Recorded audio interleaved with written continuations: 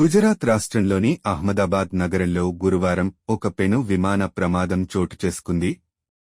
Air ఇండియాకు చెందిన విమానం టేకాఫ్ అవుతున్న సమయంలో అదుపుతప్పి చెట్టును ఢీకొట్టి కూలిపోయినట్లు ప్రాథమిక సమాచారం అందుతోంది.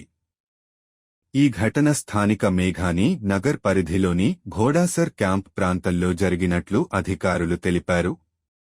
ప్రమాద సమయంలో విమానంలో 242 మందికి పైగా ప్రయాణికులు ఉన్నట్లు తెలిసింది. అహ్మదాబాద్ విమానాశ్రయం నుంచి లండన్కు బయల్దేరేందుకు సిద్ధమైన ఎయిర్ ఇండియా విమానం టేకాఫ్ ప్రక్రియలో ఉండగా ఈ దుర్ఘటన సంభవించింది. విమానం రన్వే పైనుంచి గాల్లోకి లేచే క్రమంలో సమీపంలోని చెట్టును బలంగా ఢీకొట్టినట్లు తెలుస్తోంది. దీంతో విమానం అదుపు తప్పి కూలిపోయిందని ప్రత్యక్ష సాక్షులు కొందరు చెప్పినట్లు సమాచారం. ఈ ప్రమాద వార్త తెలియగానే విమానాశ్రయ అధికారులు, సహాయక బృందాలు హుటాహుటిన ఘటనా స్థలానికి చేరుకున్నాయి. ప్రస్తుతం సహాయక చర్యలు కొనసాగుతున్నాయి. విమానంలో ఎంతమంది సిబ్బంది ఉన్నారు, ప్రయాణికుల పరిస్థితి ఏంటి అనే విషయాలపై ఇంకా స్పష్టత రాలేదు.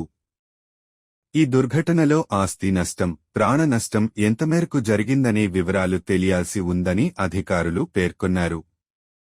ఘటనకు గల ఖచ్చితమైన కారణాలపై దర్యాప్తు ప్రారంభించినట్లు సంబంధిత వర్గాలు తెలిపాయి. పూర్తి వివరాలు త్వరలోనే వెల్లడయ్యే అవకాశం ఉంది.